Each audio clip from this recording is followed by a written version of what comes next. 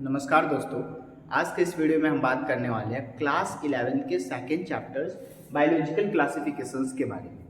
जैसा कि आप लोग माइंड मैप पढ़ते हैं और माइंड मैप में एक ही पेज में सारा कुछ इंक्लूड होता है, उसी प्रकार आज के इस वीडियो में हम टोटल एनसीईआरटी के एक एक लाइन को कवर करने वाले हैं। इस वीडियोस के करने के बाद आपका जो भी एनसीईआरटी का डाउट होगा या फिर जो भी क्वेश्चंस आपसे नहीं बनते होंगे, आई होप ये मेरी गारंटी है कि सारा का सारा क्वेश्चन आपसे बनेगा। ठीक है, जैसा कि मैं आपको दिखा दूं, जो माइंड मैप आप देखते हैं उसके इंटरनली मैंने भी एक पेज पे तैयार कर रखा है। ठीक है, और इसी पेज का जो भी शॉर्ट नोट्स है वो सब का सब यहाँ पे लिखा हुआ है। ठीक है, बेसिकली ये छोटा सा पेज आपको दिखेगा नहीं, इसलिए मैंने बोर्ड पे लिख रखा है और यहाँ पे हम एक एक एनसीईआरटी की लाइन को पढ़ेंगे जहाँ से क्वेश्चन पूछे जाते हैं। जैसे कि यहाँ पे जो भी मार्किंग है, जैसे कि कहाँ कहाँ से क्वेश्चन आया हुआ है वो सब भी मैंने मार्क कर रखा है। ठीक है, तो सब का सब हम लोग इस वीडियोस के इंटरनली बात करने वाले हैं। ठीक है, तो स्टार्ट करते हैं हम अपने सिस्टम ऑफ क्लासिफिकेशंस के बारे में। देख सकते हैं आप, जैसे कि यहाँ पे सिस्टम ऑफ क्लासिफिकेशंस है,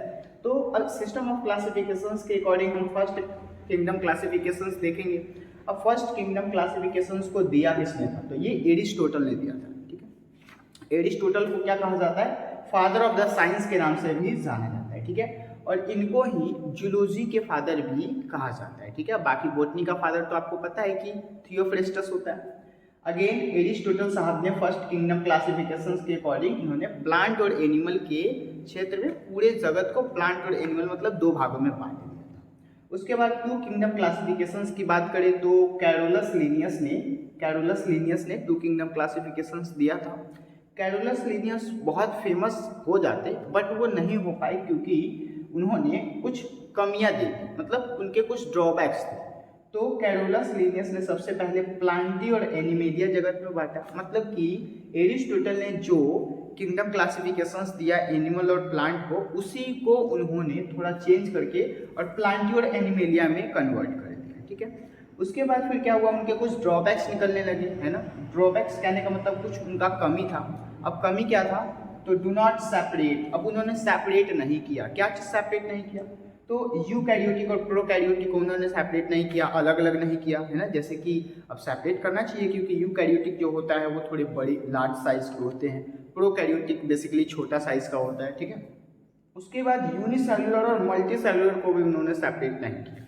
यूनिसेलुलर कहने का मतलब है जो सिंगल सेल होते हैं उनको यूनिसेलुलर बोलते हैं। मल्टीसेलुलर मतलब जिनमें बहुत सारे सेल होते हैं उनको मल्टीसेलुलर बोलते हैं। तो इनको भी मतलब इस चीज को भी उन्होंने सेपरेट नहीं किया, तो ये भी उनकी कमी थी। और दूसरा फिर फोटोसिंथेटिक बैक्टीरिया जो होता है और non photosynthetic bacteria. Photosynthetic bacteria कहने का मतलब है कि वैसा बैक्टीरिया जो अपना भोजन वो किसी दूसरे पे निर्भर ना, उसको बोलते हैं फोटोसिंथेटिक, क्योंकि वो फोटोसिंथेसिस के माध्यम से अपना भोजन बना रहा है। बट नॉन फोटोसिंथेटिक कहने का मतलब है जो अपना भोजन वो अपना सर्वाइवल खुद नहीं कर सकता, उसको बोलते हैं नॉन फोटोसिंथेटिक। तो उसको भी उन्होंने क्या नहीं किया, सेपरेट नहीं किया। तो ये जो तीनों का तीनों लिखा हुआ है ये एनसीईआरटी का ही लाइन है और ये इन्होंने सेपरेट नहीं किया। ठीक है, तो ये उनकी कुछ कमी थी जहाँ से क्वेश्चन पूछे जाने की संभावना है। और फिर अगर हम बात करें फाइव किंगडम क्लासिफिकेशंस की, तो इसको दिया था आर.एच. व्हिटेकर साहब ने। ठीक है, आर.एच. व्हिटेकर साहब ने कब दिया, तो 1969 में दिया था। और इसके अकॉर्डिंग मोनेरा जगत आता है, प्रोटिस्टा आता है, फंगी आता है, प्लांटी आता है और एनिमल। नाम ही है फाइव किंगडम क्लासिफिकेशंस, मतलब कि 5 किंगडम क्लासिफिकेशंस को दिया था आर.एच. व्हिटेकर साहब ने। कौन कौन से थे, तो kingdom Monera, kingdom protista, kingdom fungi, kingdom Plantae और किंगडम एनिमल। ठीक है, अब हम क्या करेंगे कि इन पांचों के बारे में हमें इस चैप्टर में इस पांचों के बारे में स्टडी करना है, इस पांचों के बारे में। ठीक है, बेसिकली देखा जाए तो ये हमने जितना पढ़ा इसके अकॉर्डिंग एक क्वेश्चन बनता है आपका नीट एग्जाम में, है ना। एक क्वेश्चन यहाँ से बनता है फिक्सली देखा जाए तो। ठीक है, उसके बाद फिर हमारा ये जो किंगडम मोनेरा है इसको हम स्टार्ट करेंगे। यहाँ पे आप देख सकते हैं स्क्रीन पे लिखा हुआ है, और बाकी ये जो पेपर आपको दिख रहा है इसमें भी वही चीज लिखा हुआ है। ठीक है, बेसिकली जो भी बात है सबका सब मैंने यहाँ पे लिख रखा है। ठीक है, अगर आपको चाहिए होगा तो मैं इसको पीडीएफ फॉर्म में भी आपको प्रोवाइड कर दूंगा इस वीडियो के डिस्क्रिप्शन में। ठीक है, अब देख सकते हैं जैसे किंगडम मोनेरा। अब किंगडम मोनेरा के बारे में हमें बहुत अच्छे से स्टडी करना है। यहाँ से 2 क्वेश्चन आने के वेटेज होते हैं, 2 क्वेश्चन नीट में डायरेक्ट आ जाता है एनसीईआरटी का लाइन। अब देखिए जैसे किंगडम मोनेरा है तो sole member of the bacteria कहा जाता है, मतलब एकमात्र ऐसा सदस्य है मोनेरा का जिसका नाम है बैक्टीरिया, ठीक है। तो बहुत ही फेमस चीज है। Again 1000 bacteria present in the handful of soil. अगर हमारे हाथ में पूरे बंद मुट्ठी में बंद मुट्ठी में हम सॉइल भर ले और इस सॉइल में देखें तो कितने बैक्टीरिया इसके इंटरनली होंगे, तो लगभग 1000 बैक्टीरिया होगा। कंफर्म नहीं है कि 1000 ही होगा या फिर 1200 होगा, लेकिन ऐसा माना गया, लगभग में देखा गया तो कितना है, मिनिमम देखा गया तो 1000, ठीक है। उसके बाद shape of the bacteria, bacteria के शेप की बात करें तो 4 टाइप के शेप होते हैं, 4 टाइप का बैक्टीरिया का शेप होता है। Coccus bacteria, bacillus bacteria, vibrio bacteria, spirillum bacteria, ठीक है। अब ये जो कोकस बैक्टीरिया है इसका शेप होता है स्फेरिकल शेप का, जो कि एनसीईआरटी का ही लाइन है और पूछा भी जाता है आपके एग्जाम में, ठीक है। काफी ज्यादा बार यहाँ से क्वेश्चन आया हुआ है। उसके बाद बेसिलस, बेसिलस जो कि रॉड शेप का होता है, विब्रियो जो कि कॉमा शेप का होता है और स्पाइरेलियम जो कि स्पाइरल शेप का होता है। इट इज क्लियर, ठीक है। आई होप यहाँ तक क्लियर होगा। उसके बाद फिर हम आगे की बात करें तो bacteria shape structure very simple but they are very complex in the behaviour, ठीक है। मतलब यहाँ पे कहा गया कि बैक्टीरिया शेप जो होता है और उसका जो स्ट्रक्चर होता है वो काफी सिंपल होता है, बहुत ही ज्यादा सिंपल होता है, लेकिन but they are very complex in the behaviour. लेकिन उनके बिहेवियर की बात करें, है ना, तो बिहेवियर काफी ज्यादा कॉम्प्लेक्स होता है। मतलब कि छोटा सा वो बैक्टीरिया है लेकिन किसी को कॉज करने में उसकी जो शक्ति होती है वो काफी ज्यादा होती है, ठीक है। बैक्टीरिया के कारण काफी ज्यादा बीमारी भी फैलती है। अगेन बैक्टीरिया हमारे लिए जरूरी भी है, जैसे कि अब यहाँ पे बेसिलस नाम का बैक्टीरिया, तो ये दूध से दही बनाने में काम आता है, ठीक है, लैक्टोबैसिलस। तो लैक्टोबैसिलस जो होता है वो हमारे लिए सेहतमंद है, आई मीन वो जरूरी चीज है, लेकिन काफी जैसे वाइब्रियो हो गया, फोकस हो गया, तो इन सब से बीमारी भी फैलती है, ओके। अगेन फिर अगर हम देखें फिर क्या है, bacteria some autotrophic and majority heterotrophic. अब बैक्टीरिया में भी अलग अलग टाइप्स होते हैं, जैसे कुछ बैक्टीरिया जो होते हैं वो मतलब खुद से सर्वाइव करते हैं, उसको बोलते हैं ऑटोट्रॉपिक, है ना, मतलब कि इनऑर्गेनिक सब्सटेंस के द्वारा वो अपने भोजन खुद बना लेते हैं। लेकिन कुछ ऐसे बैक्टीरिया भी होते हैं, मेजॉरिटी बैक्टीरिया देखा जाए ज़्यादातर, तो वो कैसे होते हैं, हेटेरोट्रॉपिक होते हैं, मतलब कि वो खुद पे डिपेंड नहीं है, किसी और पे डिपेंड है। और किसी और पे कहने का क्या मतलब है, तो किसी और पे कहने का मतलब है कि वो डेड फूड पे निर्भर है, ठीक है। मतलब कि डेड फूड, अगर कोई आदमी मर जाता है, वो डेड हो गया, तो उसके ऊपर बैक्टीरिया बैठ करके और फिर उसको खाना स्टार्ट करेगी। दैट्स इट, कहने का मतलब हुआ कि वो हेटेरोट्रॉपिक होता है। और ऑटोट्रॉपिक कहने का मतलब कोई इनऑर्गेनिक साइड पर निर्भर है और वो अपना भोजन खुद बना रहा है, ठीक है। तो यहाँ तक जो था वो बैक्टीरिया के बारे में था। फिर कुछ बैक्टीरिया, जैसे कि बैक्टीरिया के टाइप की बात करें तो ये बैक्टीरिया के टाइप को हम अभी अगले पेज पे देखते हैं, ठीक है। यहाँ तक अगर आपका हो गया हो तो आप इसे नोट करेंगे, एक बार स्क्रीनशॉट लीजिए।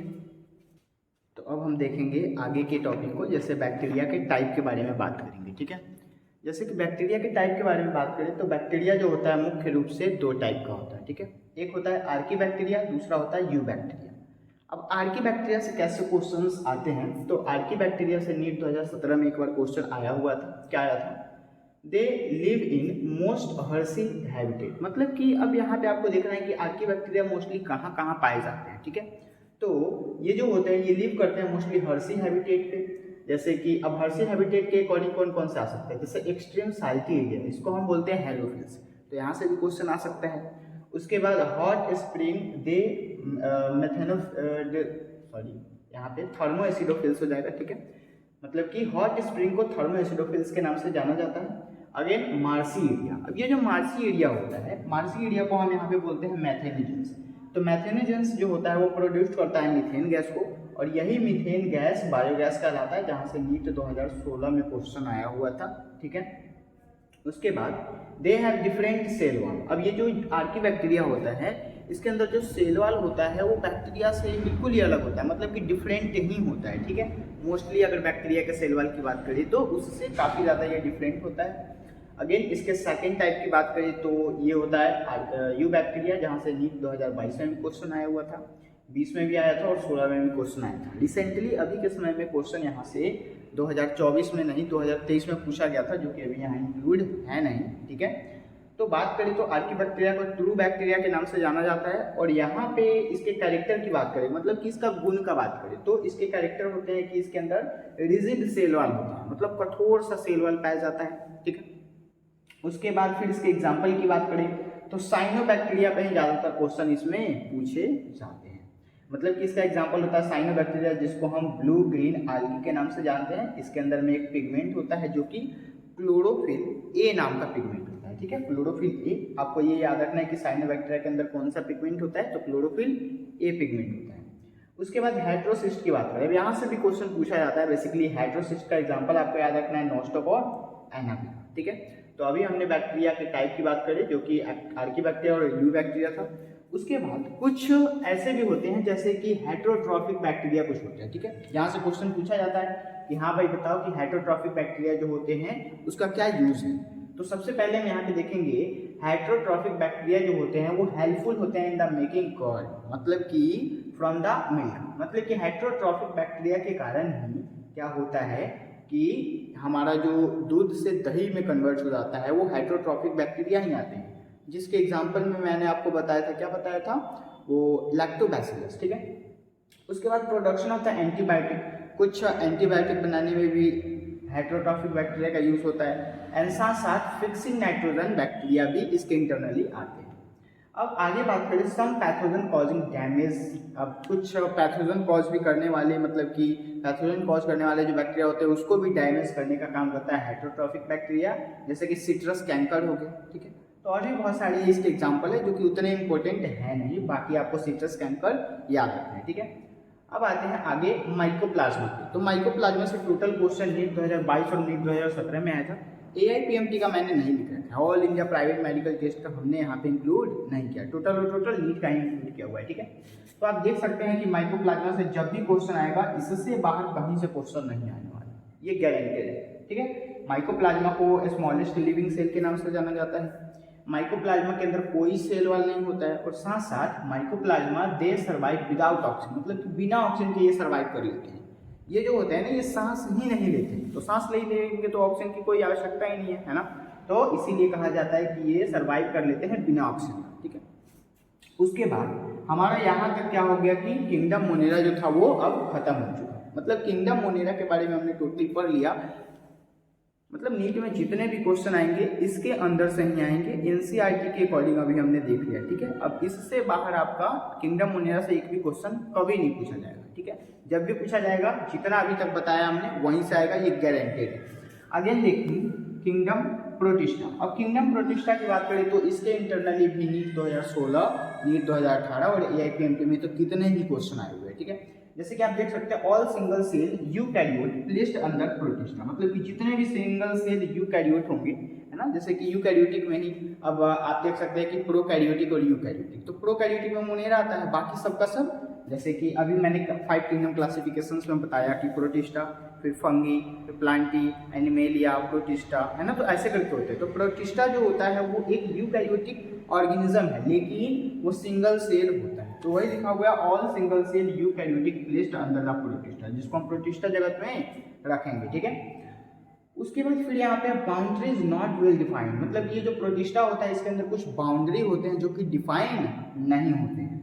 एंड कुछ मेंबर्स होते हैं, जैसे मेंबर्स इंक्लूड, तो इसके अंदर कौन कौन से मेंबर्स होते हैं। तो फर्स्टली यहाँ पे क्राइसोफाइट नाम का मेंबर्स होता है, फिर डाइनोफ्लैजिलेट, फिर यूग्लेनोइड, स्लाइम मोल्ड और प्रोटोजोन्स। तो ये पांचों का पांचों आपको बहुत ही अच्छे से रट जाना, यहाँ से क्वेश्चन पूछा जाता है, जो कि नीट 2017 में 18 में, मतलब कि समझिए तो प्रोटिस्टा से ज़्यादातर क्वेश्चन सिर्फ और सिर्फ इसी लाइन से आता है, जो कि एनसीईआरटी का लाइन है, ठीक है। तो यहाँ तक आपको समझ में आए होंगे, फिर हम आगे देखते हैं, तब तक आप इसका स्क्रीनशॉट लीजिए। डिस्कस करते हैं अब हम प्रोटिस्टा के टाइप के बारे में, ठीक है। तो बेसिकली अभी तक हमने देखा था कि प्रोटिस्टा के 5 इंक्लूडेड उसके टाइप्स होते हैं। कौन कौन से, एक क्राइसोफाइट होता है, दूसरा और कौन सा होता है डाइनोफ्लैजिलेट, फिर तीसरा यूग्लेनोइड, चौथा स्लाइम मोल्ड और पांचवा होता है प्रोटोजोन्स, ठीक है। अब हम इन पांचों को एक एक करके डिस्कस करेंगे, ठीक है, जिसका PDF फॉर्म में आपको यहाँ पे स्क्रीन पे दिखेगा। जैसे कि फर्स्ट हमारा है क्राइसोफाइट। तो आपको दिख रहा होगा यहाँ पे स्क्रीन पे कि क्राइसोफाइट जो होते हैं इसके 2 ग्रुप इंक्लूड होते हैं। कौन कौन से ग्रुप होते हैं, तो एक होता है डाई एटम का और दूसरा होता है डैजमिड का। अब डाई एटम से कैसे क्वेश्चन आते हैं और डैजमिड से कैसे क्वेश्चन आते हैं, तो बेसिकली आप यहाँ पे देख सकते हैं कि डायटम जो होता है वो एक चीफ प्रोड्यूसर्स होता है, जहाँ से क्वेश्चन आता है और नीट 2018 में क्वेश्चन यहाँ से आया हुआ भी है। उसके बाद फिर आप देख सकते हैं डैशमिट। तो डैशमिट जो होता है ये गोल्डन आलगी होता है, ठीक है, जहाँ से क्वेश्चन पूछे जाने की संभावना है और 2-3 बार नीट में भी आया हुआ है, ठीक है। उसके बाद फिर हम बात करें क्राइसोफाइट के कैरेक्टर के बारे में। तो क्राइसोफाइट जो होता है they are found in the fresh water, मतलब कि ये फ्रेश वाटर में पाया जाता है, as well as marine environment, और ये मेराइन एनवायरनमेंट में भी देखने को मिलता है, ठीक है।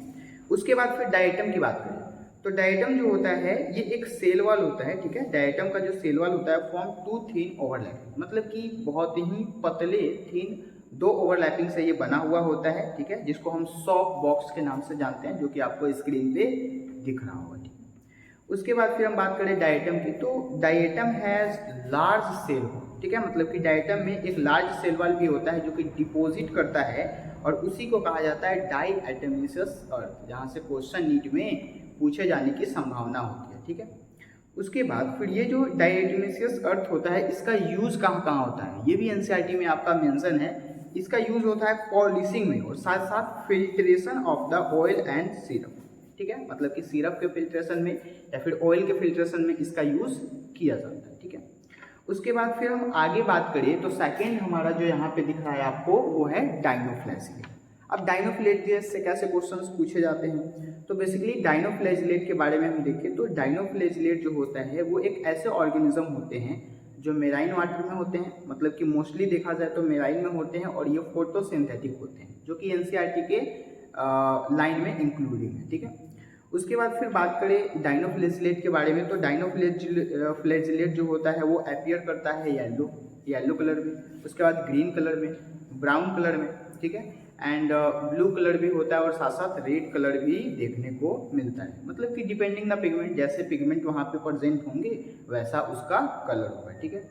उसके बाद फिर उसके सेल वाल को देखें तो सेल वाल हैज स्टिफ्ड सेलुलोज, उसका सेल वाल सेलुलोज का बना होता है। किसका सेलुलोज, तो डायनोफ्लैजिलेट का, जो कि आपको स्क्रीन पे यहाँ पे दिख रहा है, ठीक है, मतलब कि डायनोफ्लैजिलेट का सेल वाल सेलुलोज का बना होता है, सेलुलोजिक प्लेट बेसिकली कह सकते हैं, है ना। एंड इसमें एक फ्यूडो होता है, फ्यूडो कहने का मतलब है कि वहाँ पे डिवीजन होने के लिए छोटा सा कोनी निकला होता है, और उसी कोनी को कहते हैं फ्यूडो, ठीक है। अगेन फिर अब यहाँ पे एनसीईआरटी में एक और बात मेंशन है कि रेड फ्लैजिलेट क्या होता है, तो रेड डायनोफ्लैजिलेट बोल सकते हैं आप उस चीज़ को, है ना। तो रेड डायनोफ्लैजिलेट जो होता है वो बेसिकली किस चीज़ से, गोनिकोकैलिक्स से बना होता है, जो कि एनसीईआरटी का लाइन है और यहाँ से भी क्वेश्चन पूछे जाने की संभावना ही होती है, ठीक है। उसके बाद रेड टाइप की बात करें, जैसे कि रेड टाइप आपको यहाँ पे दिख रहा होगा, रेड टाइप जो होता है वो rapid multiplication of the red dinoflagellate, मतलब कि काफ़ी ज़्यादा मल्टीप्लिकेशन होता है रैपिडली डायनोफ्लैजिलेट का, ठीक है, उसी चीज़ को बोलते हैं रेड डायनोफ्लैजिलेट, ठीक है। उसके बाद फिर हम बात करें, ये जो रेड डायनोफ्लैजिलेट होता है ये टॉक्सिन रिलीज करता है, और इसका यूज मतलब that can be the kill fish, मतलब कि काफ़ी ज़्यादा फिश को ये मारने का भी काम करते हैं, जो कि रेड डायनोफ्लैजिलेट होते हैं, और वो मेराइन एनिमल्स को किल करने का काम करते हैं। उसके बाद हमारा थर्ड नंबर आता है। थर्ड नंबर जो टाइप हमको यहाँ पे दिख रहा है वो यूग्लिनोइड का टाइप है, और इस यूग्लिनोइड से कहाँ से क्वेश्चंस आते हैं, तो यूग्लिनोइड जो होता है बेसिकली फ्रेश वाटर में होता है ना, फ्रेश वाटर ऑर्गेनिज्म है, जो कि स्टैग्नेंट वाटर आप बोल सकते हैं। अगेन ये इसके इंटरनली जो प्रोटीन्स होता है, तो protein rich layer cell wall कहलाते हैं, और इसी का मतलब कि इसी को कंबाइनली बोला जाए तो पेलिकल के नाम से ये फेमस है, ठीक है। अगेन फिर देखें तो 2 फ्लैजिला इसके अंदर होता है, एक शॉर्ट फ्लैजिला होता है और दूसरा लॉन्ग फ्लैजिला होता है। शॉर्ट फ्लैजिला और लॉन्ग फ्लैजिला में अब क्या अंतर है, तो इसके इंटरनली अब हम पिगमेंट की बात करेंगे, ठीक है। जैसे कि अभी तक हमने फ्लैजिला देख लिया कि एक छोटा सा फ्लैजिला होता है, एक बड़ा सा फ्लैजिला होता है। उसके बाद आप पिगमेंट देखें तो पिगमेंट जो इसके इंटरनली होगा वो कैसा होगा, आइडेंटिकल होगा, और higher number of the individuals होंगे, जो कि यूग्लिनोइड कहलाएगा, ठीक है, यूग्लिना। अगेन फिर इट्स सनलाइट, अब ये जो यूग्लिनोइड है इसके अंदर सनलाइट भी प्रेजेंट होगी। अब सनलाइट में बात करें तो प्रेजेंट इन द फोटोसिंथेटिक, अब जिसमें सनलाइट प्रेजेंट है उसको हम फोटोसिंथेसिस बोलेंगे, लेकिन अगर जिसमें सनलाइट एब्सेंट है उसको हम बोलेंगे हेट्रोट्रॉपिक। आपको भी पता है कि फोटोट्रॉपिक और हेट्रोट्रॉपिक में क्या अंतर है, अभी तक हमने इसके पहले जो बताया था उसमें हमने डिस्कस किया है फोटोसिंथेटिक और हेट्रोट्रॉपिक के बारे में, ठीक है। उसके बाद फिर हम आगे बात करें तो आगे हमारा नेक्स्ट आता है स्लाइम। अब इस स्लाइम मोल्ड से कैसे क्वेश्चंस आते हैं, ठीक है। तो बेसिकली देखा जाए स्लाइम मोल्ड जो होता है दे आर सैप्रोफिटिक प्रोटिस्ट, इसको बोला जाता है सैप्रोफिटिक प्रोटिस्ट के नाम से, ठीक है। उसके बाद फिर they form and aggregate called Plasmodium, और ये जो होते हैं ये किस चीज से फॉर्म होते हैं, तो ये एक एग्रीगेट प्लाज्मोडियम से फॉर्म होते हैं। कौन से, तो स्लाइम मोल्ड, ठीक है। और एक और क्वेश्चन यहाँ से पूछा जा सकता है कि स्लाइम मोल्ड फॉर्म्ड कैसे होते हैं, तो स्लाइम मोल्ड एक फ्लोटिंग बॉडी से फॉर्म होते हैं, जहाँ से क्वेश्चन आए जाने की संभावना है, ठीक है। ये सब कुछ एनसीईआरटी की लाइन अभी हम डिस्कस कर रहे हैं जहाँ से क्वेश्चन आता है प्रत्येक ईयर। उसके बाद लास्टली हमारा जो है वो है यहाँ पे प्रोटोजोअन्स, ठीक है। अब प्रोटोजोअन्स से भी काफ़ी ज़्यादा क्वेश्चंस आते हैं। प्रोटोजोअन्स में कहाँ से क्वेश्चंस आते हैं वो भी हम डिस्कस करेंगे यहाँ पे। जैसे कि प्रोटोजोअन्स में पूछा जा सकता है कि ऑल प्रोटोजोअन्स आर हेटेरोट्रॉप्स, जितने भी प्रोटोजोअन्स है वो सबके सब हेटेरोट्रॉप्स ही होते हैं, ठीक है। मतलब उसमें फोटोट्रॉप्स हो ही नहीं सकते, सबके सब दूसरों पे निर्भर होते हैं अपने भोजन के लिए, ठीक है, अपने सर्वाइवल के लिए। अगेन फिर हम बात करें they live as the predators और पैरासिटिक, मतलब ये जितने भी हैं ये सबके सब लीव करते हैं प्रीडेटर और पैरासिटिज्म, ठीक है। Again they are 4 major group of the protozoans. Protozoans के मुख्य रूप से आपको 4 ग्रुप दिख रहे होंगे। इन चारों ग्रुप में से आपको यहाँ पे एमीबॉइडल प्रोटोजोअन्स, दूसरा होता है यहाँ पे फ्लैजिलेट प्रोटोजोअन्स, तीसरा होता है यहाँ पे सिलिएटेड प्रोटोजोअन्स, और चौथा जो हमारा लास्टली है उसको हम बोलते हैं स्पोरोजोन्स, ठीक है, स्पोरोजोन्स। अब यहाँ पे फर्स्ट जो है एमोबॉइडल प्रोटोजोन्स, यहाँ से कैसे क्वेश्चंस पूछे जा सकते हैं, तो they live in the fresh water, मतलब कि ये फ्रेश वाटर में लिव करते हैं। उसके बाद फिर आगे की बात करें तो एग्जाम्पल में सी हो सकता है, H2O हो सकता है ना, या फिर मॉइस्ट सॉइल हो सकता है। दूसरा हमारा है फ्लैजिलेट प्रोटोजोन्स। अब फ्लैजिलेट प्रोटोजोन्स के इंटरनली, अब फ्लैजिलेट कहने का मतलब ये है कि इसके इंटरनली फ्लैजिला होगा, मतलब have flagella. Again casual disease, कुछ डिसीज भी ये कॉज करता है, जैसे सिकल सेल एनीमिया हो गया, तो इसको आपको यहाँ पे याद रखना है, या फिर sickness, sickle cell anaemia sickness हो सकता है, या फिर स्लीपिंग सिकनेस आप याद कर सकते हैं, नॉर्मली एनसीईआरटी का ही आप याद रखिए स्लीपिंग सिकनेस, ठीक है। उसके बाद सिलिएटेड प्रोटोजोन्स, जो कि आपको थर्ड दिख रहा होगा, सिलिएटेड प्रोटोजोन्स। अब सिलिएटेड प्रोटोजोन्स में क्या होगा, अब इसमें फ्लैजिला तो होगा नहीं, सिलिएटेड कहने का मतलब सिलिया होगा, तो हैव सिलिया। उसके बाद कैविटी कॉल, और उसके अंदर एक कैविटी होता है, किसके अंदर, सिलिएटेड प्रोटोजोन्स के अंदर एक क्या होता है, एक कैविटी होता है, और उस कैविटी का नाम होता है बुलेट। यहाँ से भी क्वेश्चन नीट में आया हुआ है, ठीक है, और उसी का नाम होता है पैरामीशियम, ठीक है, बुलेट का नाम पैरामीशियम होता है, जो कि आपको याद रखना है। और लास्टली हमारा स्पोरोजोन्स होता है। स्पोरोजोन्स पे क्या क्वेश्चन पूछा जा सकता है, तो इसमें एक इन्फेक्शियस स्पोर होते हैं लाइक स्टेज, जिसको हम प्लाज्मोडियम के नाम से जानते हैं। तो लगभग हमने अभी तक जितने भी हमारे मतलब किंगडम प्रोटिस्टा से रिलेटेड जितने भी टाइप थे उन सबको हमने कवर कर लिया है, ठीक है। अब हम आते हैं किंगडम फंगी पे। किंगडम फंगी आपको यहाँ पे दिख रहा होगा, जैसे कि यहाँ पे लिखा हुआ है किंगडम फंगी। अब इस किंगडम फंगी के मुख्य रूप से 4 टाइप्स होते हैं। एक होता है फाइकोमाइसिटिस, दूसरा होता है एस्कोमाइसिटिस, तीसरा होता है बेसिडियोमाइसिटिस, और चौथा होता है ड्यूटारोमाइसिटिस, ठीक है। अब फाइकोमाइसिटिस की हम बात करें, सबसे पहले हम कुछ किंगडम फंगी के कुछ मतलब कि नॉलेज के बारे में बात करें, जो कि एनसीईआरटी में लिखा हुआ है। जैसे किंगडम फंगी जो होता है मोस्टली कंपोस्ट होता है काइटिन का, ठीक है। किंगडम फंगी मोस्टली काइटिन का बना होता है, ठीक है। उसके बाद some fungi composed of the polysaccharide, लेकिन कुछ फंगी ऐसे भी होते हैं जो पॉलीसेक्राइड के बने होते हैं, उनका सेल वाल पॉलीसेक्राइड का बना होता है, ठीक है। उसके बाद सम यूनिसेलुलर फंगी, कुछ ऐसे भी फंगी होते हैं जो यूनिसेलुलर होते हैं, जिनका एग्जांपल आप ईस्ट ले सकते हैं, और इनका यूज़ किया जाता है ब्रेड बनाने में या फिर बियर बनाने में, ठीक है। मतलब कि बियर और ब्रेड को फॉर्म करने के लिए ईस्ट का यूज़ किया जाता है, जो कि एक यूनिसेलुलर फंगी है, ओके। अगेन फिर हम बात करें पक्सीनिया, और ये सब आप आगे के मतलब कि जो भी टाइप्स है उसमें आप देखेंगे उसके एग्जाम्पल। पक्सीनिया जो होता है ये एक वीट रस्ट कॉजिंग बैक्टीरिया होता है, जहाँ से क्वेश्चन नीट 2024 में रिसेंटली इसी ईयर आया हुआ है, ठीक है। उसके बाद फंगी की बात करें तो फंगी एक फिलामेंटस होता है, जो कि लॉन्ग होता है, सिलेंड्रिकल शेप का होता है, थ्रेड होता है, और उसके स्ट्रक्चर की बात करें तो वहाँ पे एक हाइफे निकला हुआ होता है, जो कि आपको पढ़ना है, ठीक है। उसके बाद फिर हम देखें तो the network of hyphae is called the mycelium, और मतलब कि हाइफे का कुछ नेटवर्क बन जाता है, और उसी नेटवर्क को हम क्या किस नाम से जानते हैं, तो माइसीलियम के नाम से जानते हैं, ठीक है। अब इसके टाइप की बात करें तो फर्स्ट जो हमारा टाइप है फाइकोमाइसिटिस।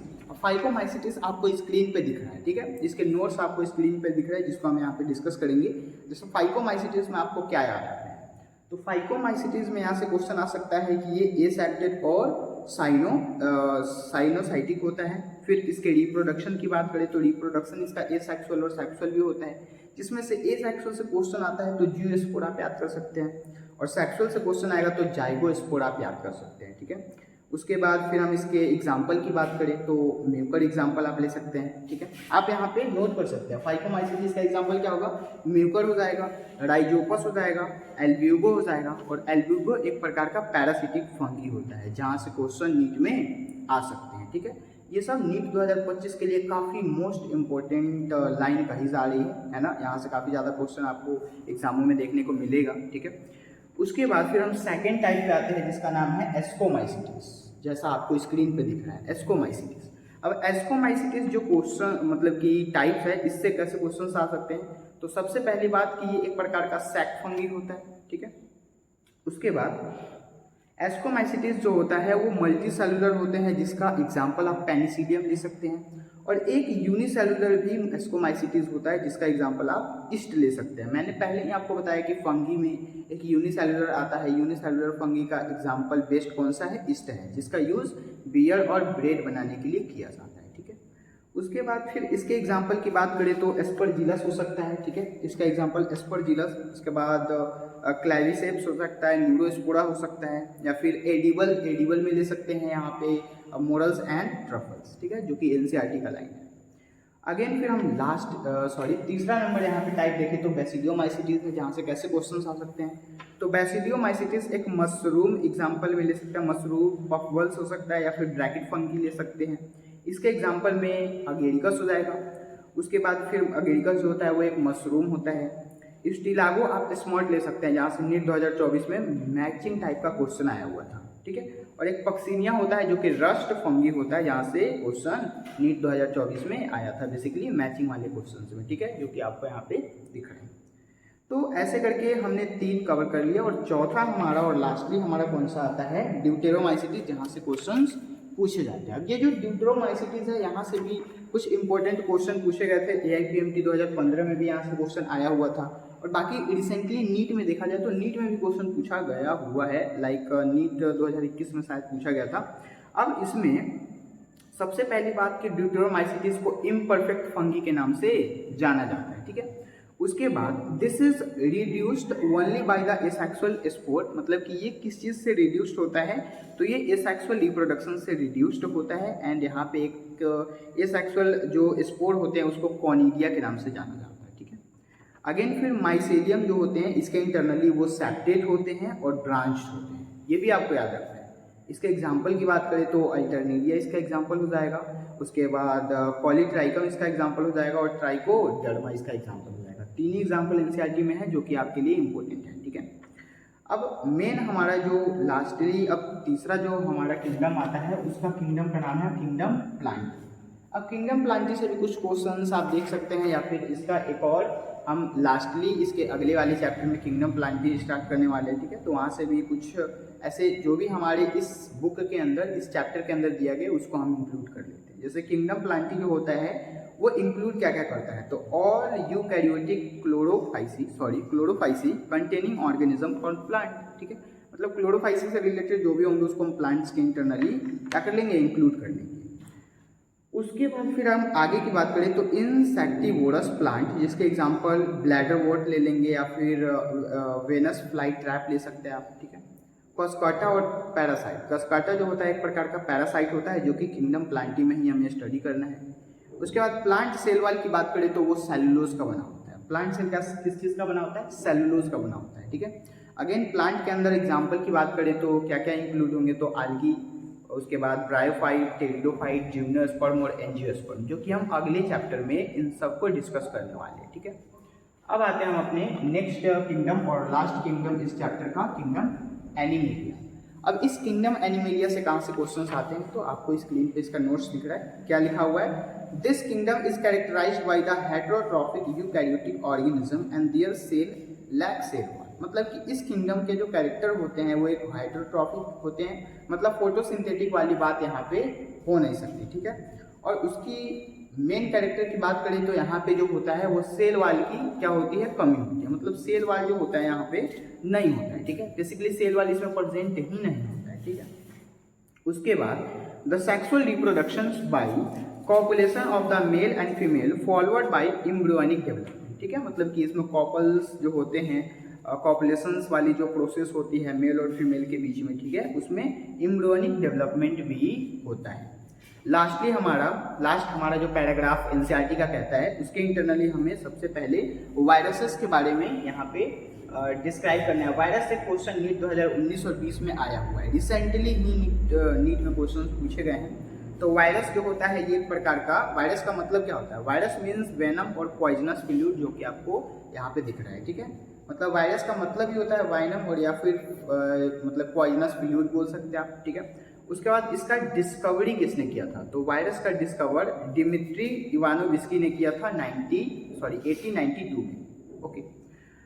उसके बाद टोबैको मोज़ोइक वायरस, जिसको टीएमवी के नाम से जाना जाता है, तो इसके बारे में भी आपको ध्यान देना है, ठीक है, कि टीएमवी जो है ये एक प्रकार का वायरस है, ना कि बैक्टीरिया, ठीक है। टोबैको मोज़ोइक वायरस, तो ये एक प्रकार का वायरस है, ना कि बैक्टीरिया। अगेन फिर हम आगे देख सकते हैं एम.डब्ल्यू. वेजर्निक का जो कार्यकाल था वो 1898 में था, ठीक है। और ये इन्होंने न्यू वायरस का खोज किया था जिसको हम बोलते हैं फ्लूइड एज द कंटाजिनोम वायवम फ्लूइड, ठीक है। तो यहाँ से भी क्वेश्चन पूछे जाने की संभावना है। अगेन एम.डब्ल्यू, अब एम.डब्ल्यू के बाद डब्ल्यू.एम के बारे में हमें पढ़ना है। मतलब डब्ल्यू.एम को स्टैनले जो कि 1935 में आए थे और इन्होंने शो किया था वायरस को could be the crystallized and crystals consist largely protein, ठीक है। तो ये जो है ये एनसीईआरटी का ही लाइन है जो कि थोड़ा सा इंपॉर्टेंट है। अगेन बैक्टीरिया वायरस का नाम होता है बैक्टीरियोफेज, ठीक है। अब बैक्टीरियोफेज नाम सुन करके आप बैक्टीरिया में समझिएगा, दिस इज द वायरस, इसका नाम क्या है, ये एक प्रकार का वायरस ही होता है। अगेन प्रोटीन कोड की बात करें तो प्रोटीन कोड एक कैस्पिड होता है जो कि स्मॉल सब यूनिट कैस्पोमियर से बना हुआ होता है, ठीक है। तो ये सब था कुछ वायरस के बारे में जहाँ से क्वेश्चन आने की संभावना है, इससे बाहर कहीं से क्वेश्चन नहीं आएगा वायरस से रिलेटेड, ठीक है। फिर हम अब सेकंड देखते हैं वाइल्ड वायरस। अब वाइल्ड वायरस जो होता है वहाँ से नीट 2017 में, नीट 2016 में और नीट 2015 में क्वेश्चन आया हुआ है, ठीक है। बेसिकली वाइल्ड वायरस की बात करें तो वाइल्ड वायरस जो होता है ये एक प्रकार का स्मॉल वायरस होता है और इसकी खोज किसने की, तो इसकी खोज इन 1971 में किसने किया था, T.O. डिनियर ने किया था, ठीक है, जिसको न्यू इन्फेक्शियस एजेंट्स के नाम से जाना जाता है।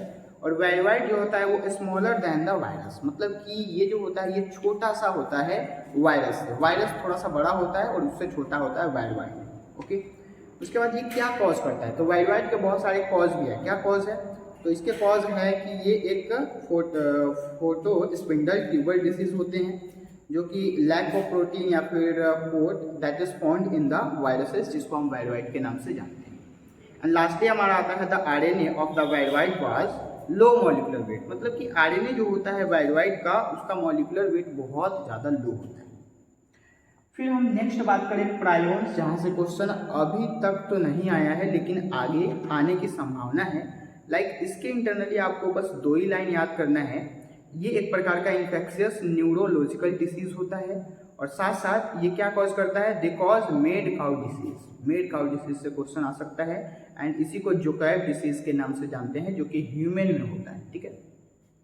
एंड लास्टली हमारा लाइकेन आता है जहाँ से नीट 2016 में क्वेश्चन आया था और AIPMT 2015 और 14 में भी क्वेश्चन यहाँ से आया हुआ था, ठीक है। अब यहाँ से कैसे क्वेश्चंस आ सकते हैं, तो lichen are the symbiotic associations, lichen में सिम्बायोटिक एसोसिएशंस होता है, ठीक है। उसके बाद ये अलगल कंपोनेंट और फंगल कंपोनेंट आपको याद रखना है, मतलब कि ये जो लाइकेन है इस लाइकेन के अलगल कंपोनेंट और फंगल कंपोनेंट कैसे हो सकते हैं, तो अलगल कंपोनेंट कहने का मतलब है कि वो फाइकोबायोंट होगा और फंगल कंपोनेंट कहने का मतलब है कि वो माइकोबायोंट होगा, ठीक है। उसके बाद बोथ ऑटोट्रॉपिक एंड हेट्रोट्रॉपिक, मतलब ये जो लाइकेन होता है ये लाइकेन ऑटोट्रॉपिक भी होता है और हेट्रोट्रॉपिक दोनों के दोनों होते हैं, मतलब कि जिस टाइप से उसको सर्वाइव करना होगा उस टाइप से वो सर्वाइव कर लेगा। एंड लास्ट और नेक्स्ट पॉइंट हमारे इस चैप्टर का, lichen are very good pollution indicator, मतलब लाइकेन जो होता है वो काफ़ी अच्छा पॉल्यूशन इंडिकेटर्स होता है and they do not grow the pollutant area, और ये पॉल्यूटेंट एरिया में ग्रो नहीं करता है। तो अभी तक हमने जो भी हमारा टॉपिक था वो हमने डिस्कस किया काफ़ी बहुत ही अच्छे से, एक एक करके हमने पूरा टॉपिक को बहुत ही अच्छे से डिस्क्राइब किया। तो मैंने अपना पूरा 100% आपको दिया है ताकि आपको समझ में आए। बेसिकली जो भी हमने डिस्क्राइब किया है वो बिल्कुल ही NCERT का था, न्यू सिलेबस है, और इससे बाहर आपका इस चैप्टर से कहीं से क्वेश्चंस नहीं आने वाले। जितना कराया गया उससे बाहर आपको कुछ करना भी नहीं है और क्वेश्चंस भी इससे बाहर नहीं आएगा, ठीक है। तो ऐसे इन्फॉर्मेटिव वीडियोस के लिए, ऐसे ही चैप्टर वाइज वीडियोस के लिए आप हमारे चैनल को सब्सक्राइब कर सकते हैं। आई होप ये सारे के सारे कंटेंट आपको समझ में आए होंगे, तो फटाफट से इसको शेयर भी कर दीजिए, ठीक है। तो मिलते हैं ऐसे ही वीडियोस के साथ, तब तक के लिए थैंक यू।